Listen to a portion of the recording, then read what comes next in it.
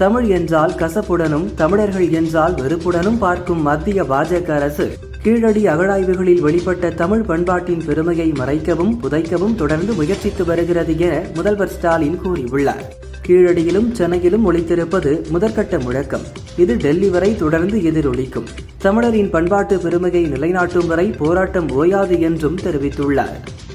லோக்சபா எதிர்க்கட்சித் தலைவர் ராகுலின் 55வது பிறந்த நாளை முன்னிட்டு தமிழக முதல்வர் ஸ்டாலின் வாழ்த்து தெரிவித்துள்ளார். என் சகோதரரும் லட்சியவாதியுமான ராகுலுக்கு அன்பான பிறந்த நாள் வாழ்த்துகள். இது இரத்த பந்தம் அல்ல, சிந்தனை, தொலைநோக்கு மற்றும் கொள்கையால் இணைந்த சொந்தம். தொடர்ந்து உறுதியாக நின்று தைரியத்துடன் வழி நடத்துவீர்கள். பிரகாசமான இந்தியாவை நோக்கிய நமது பயணத்தில் வெற்றி நமதே என கூறியுள்ளார். பொது இடங்களில் அனுமதியின்றி வைக்கப்பட்டுள்ள கொடிக்கம்பங்களை ஜூலை 2ஆம் தேதிக்குள் அகற்றாவிட்டால் மாவட்ட கலெக்டர்கள், சம்பந்தப்பட்ட துறை அதிகாரிகள் நேரில் ஆஜராகும்படி உத்தரவிட நேரிடும் என சென்னை ஹைகோர்ட் எச்சரிக்கை விடுத்துள்ளது. சாலையோரங்களில் நடப்படும் ஒவ்வொரு கொடிக்கம்பத்திற்கும் 1000 ரூபாய்க்கு குறையாமல் கட்டணம் வசூலிக்க வேண்டும் என்றும் உத்தரவிட்டது. 2021 தேர்தலில் வழங்கப்பட்டது போல 6 தொகுதிகள் போதாது. 2026 தேர்தலில் 15 தொகுதிகள் வரை திமுகவிடம் கேட்போம் என விசிக தலைவர் திருமாவளவன் பேசியுள்ளார். பாமக, பாஜக இருக்கும் அணியில் ஒருபோதும் சேர மாட்டோம். அதிமுகவுடன் சேரலாம், ஆனால் பாஜக உள்ளதால் சேர முடியாது. ஒரே கருத்துடையவர்களிடையே உரசல் இருக்கலாம், உடைந்துவிடக் கூடாது என்றும் கூறியுள்ளார். ஈரானிலிருந்து 110 இந்திய மாணவர்கள் பஸ்கள் வாயிலாக அண்டை நாடான அர்மேனியாவின் தலைநகரம் இறைவானுக்கு அழைத்து வரப்பட்டனர். அங்கிருந்து சிறப்பு விமானம் வாயிலாக இந்தியாவிற்கு அனுப்பி வைக்கப்பட்டனர். அந்த விமானம் இன்று காலை டெல்லி வந்து சேர்ந்தது.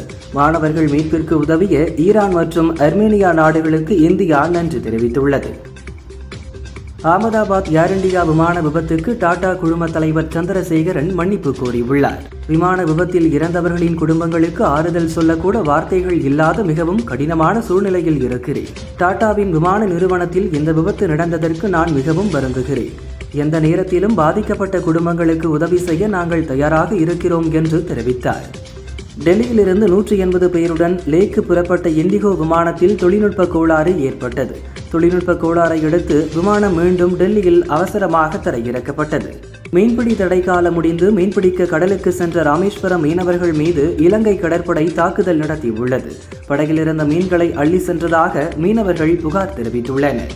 உலக பல்கலைக்கழக தரவரிசை பட்டியலில் சென்னை ஐஐடி 47 இடங்கள் முன்னேறி 180வது இடத்தை பிடித்தது.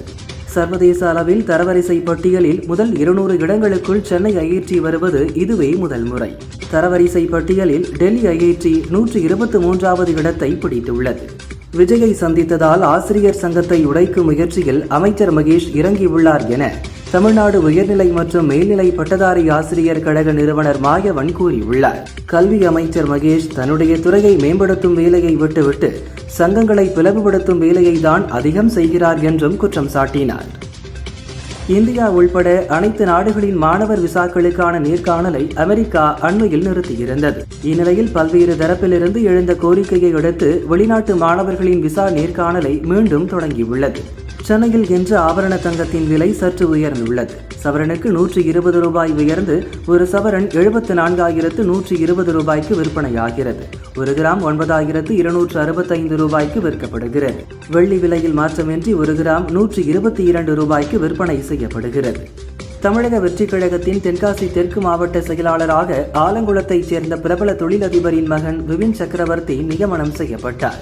சென்னையிலிருந்து ஊர் திரும்பிய அவருக்கு மாவட்ட எல்லையான மாராந்தையில் 100க்கும் மேற்பட்ட பெண்கள் பூரண கும்ப மரியாதையுடன் உற்சாக வரவேற்பளித்தனர்.